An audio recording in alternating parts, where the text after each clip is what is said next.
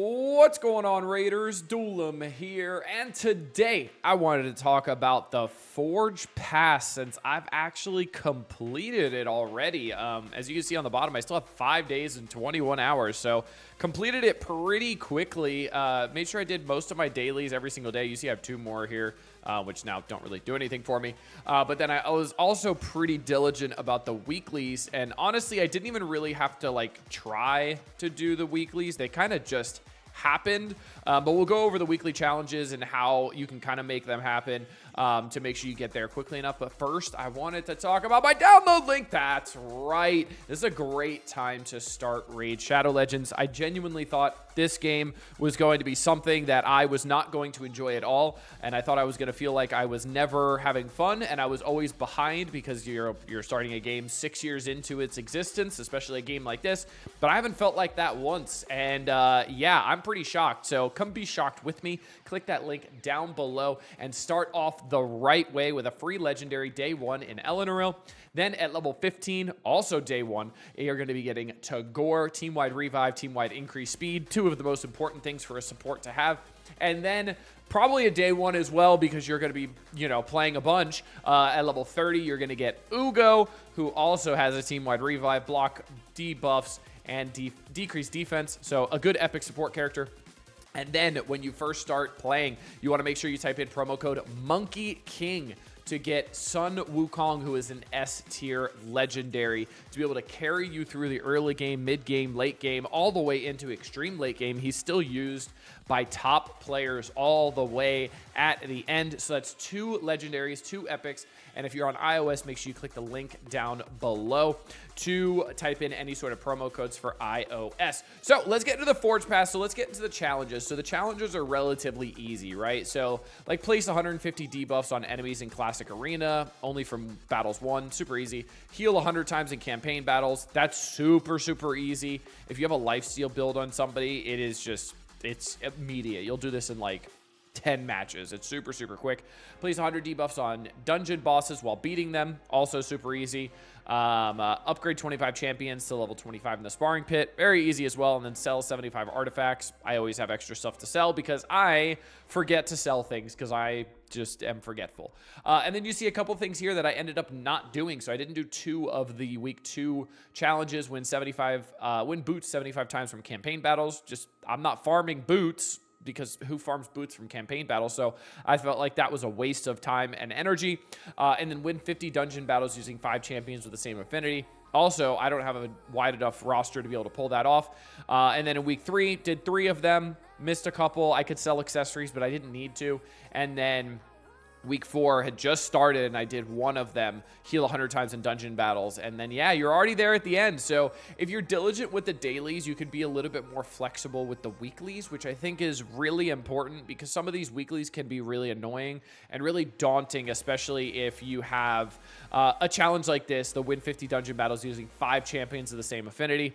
I don't have anything like that unless I'm just wasting energy on Spider's Den 1, and I don't want to do that. So make sure you're diligent with the dailies, and you'll definitely get through everything a lot quicker instead of having to rely on the weekly. So let's scroll all the way back to the beginning here. So let's go over the Forge Pass a little bit, and then I'll tell you guys if I really thought it was worth my money, because it was $20 for the premium pass, right?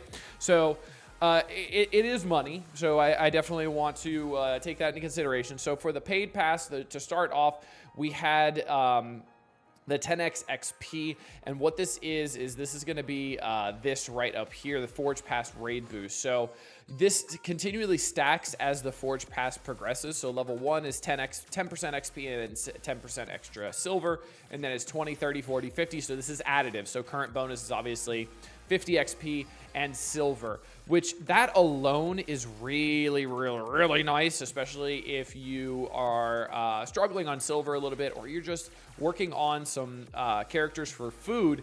50% extra XP is extremely impactful, and it definitely adds up quick. Obviously, that's going to continue to get better and better as you move through the Forge Pass.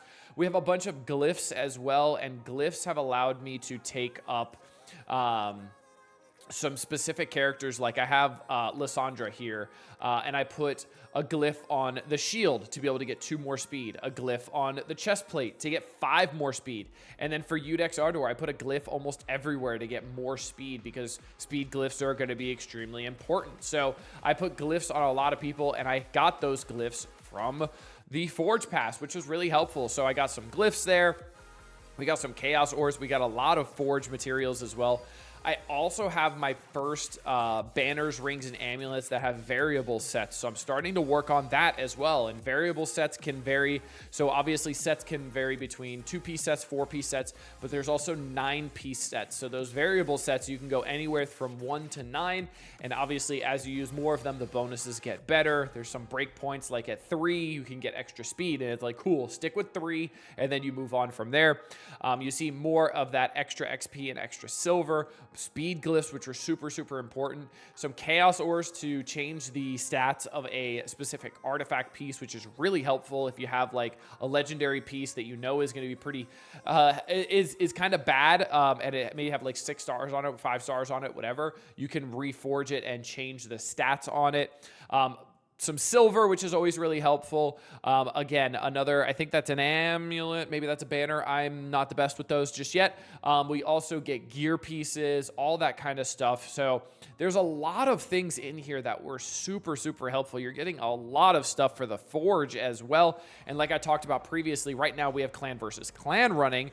And I was able to use a bunch of the stuff in the Forge for clan versus clan, and I got a lot of points from it. So you see, I still do have a bunch of stuff from Defiant, but I had like, I'd say like 750 of these pieces to be able to do the 5 and the 6 stars, and I got a bunch of clan versus clan points from that. So let's see here. Let's go to members. So you see I'm at 23,000 right now, which might not sound like a lot to a lot of you guys if you guys are a later game or anything like that.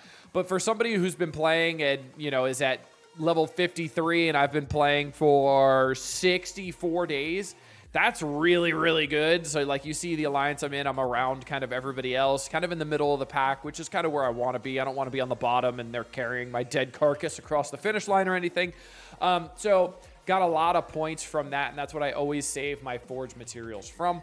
Now let's go take a look at what I actually got from this. So let's scroll all the way down to the bottom, and it is on the bottom like I thought. I clicked the wrong button. Don't mind me. Okay, let's click the right button this time. So you see how much stuff I actually have here. And it's a lot. It's definitely a lot. So I actually have my first mythical pieces here as well, and some of them were pretty good. So like base attack obviously is going to be the main stat here. I'm actually going to slide myself over so we can look at these pieces. So like base attack on the weapon is going to be the main stat here, but I also have attack percent, which is interesting. Crit damage percent, HP base, and HP percent. Now, for the Defiant set, you're mostly going to be putting this on tanks. So 10% defense and minus 15% damage taken from AoE attacks. So it's kind of like how a Perfect Veil works with reducing the damage from AoE attacks. So if you're using somebody with Perfect Veil and a Defiant set, really, really nice. You got a lot less damage from AoE attacks coming in there, increasing that defense as well, so that's really nice. You see I got some legendary weapons as well, and then we can look at the mythical pieces that I got. So I got a mythical helmet that's got HP percent, which is kind of nice. Base resistance, which is also nice. HP, obviously, as the main stat, because that's the main stat for helmets. Let's see. We've got a mythical shield here. Obviously, defense is always the primary stat there. We've got HP, accuracy, speed, and crit damage. So unfortunately, crit damage was the mythical stat there. So that's going to be the one that's higher. So for mythical pieces, if you guys don't know, there's going to be one substat that's going to be higher than the rest and higher than normal, essentially. And that's going to be one of the 4. Obviously, the worst one was picked here for tank champions or defense-based champions, because I don't really need crit damage for defense-based champions. Obviously, there are some that could benefit from it, but not ones that I have currently. You see we have some legendary pieces that are going to be potentially useful. More resistance here. Let's go to the gauntlets, mythical attack percent. Now, there is HP percent on here as well, and speed. So if I want to put maybe a 2-piece Defiant on an attack character, a nuker, and get a little bit more resilience out of that nuker, I've got attack percent here. I've got HP, crit damage percent, speed, and crit rate. So this is not the worst, actually. Or maybe even on an HP-based nuker, this could be good because HP percent is gonna be the one that has that extra mythical bonus, but obviously attack percent is not the best for an HP based nuker because you want to just build straight HP. And then we have a chest piece here. HP percent, this is really good. So you have HP percent and then also flat HP in the substats. That's going to be mythical, accuracy, defense, and then flat attack as well. So this piece is actually pretty good. So I could definitely use this on like if you guys are getting the fusion, this would be good for Ishiyama because he's an HP based nuker. So percent HP and base HP in the same piece is really, really good, especially if it's going to be the mythical stat is the HP. Or if you have another HP nuker like Magnar from the Demon spawn, he's also really, really good. He's probably one of the better ones to actually build. So, and then I have boots here that have flat attack on it, which does not make me very happy. And then we have flat HP, defense percent, flat defense, and then speed as a substat, which kind of makes me annoyed a little bit. But it is what it is. It's okay. It's random pulls, right? We can get lucky. We can get unlucky sometimes, and that's okay. I might end up being able to use them on a defense-based character again because that's going to be the main use of the Defiant set. So overall, was the Forge Pass worth it? This was my first time buying it, and I'm a newer player. I'm about 2 months in, and I genuinely think it was worth it. And it is different for everybody, right? Because everybody has different means. Everybody has different levels of disposable income. So make sure you take this and apply it to yourself. I feel like this was worth it. Honestly, just because of the Forge Pass boost here. I think this alone is really, really helpful, especially for early game accounts that are working and getting a lot of characters up to a higher level to be able to use them as chicken food and then be able to fuse them together and get all that going. So I think from that alone, it's really, really nice. And then all of the stuff you're getting from the Forge, all of the rings, amulets, banners, the glyphs, the silver. There's a lot of really, really useful stuff in here. Honestly, for a lot of levels, because, I mean, this mythical gear that you get at the end here can be used super late game as well. So it's not like you're going to be just wasting this and it's like, cool, this will work for me for the next month and then it's gone forever. I'll never use it again. No, that's the good thing about the Forge Pass. Like, this is stuff that's going to be really helpful. And these are things like the Forge Pass raid boost that helps you out. And it's not something that's just going to be like, cool, it's just gone now. I just realized my good old green screen got messed up. How dare I? I'm an unprofessional content creator. But yeah, it's super important because that Forge Pass is going to help you with your progress so much, and that's really, really nice to have. So I do think it's worth it. I do think it's going to depend on if you really want this set or not, right? It's the Defiant set and it will change.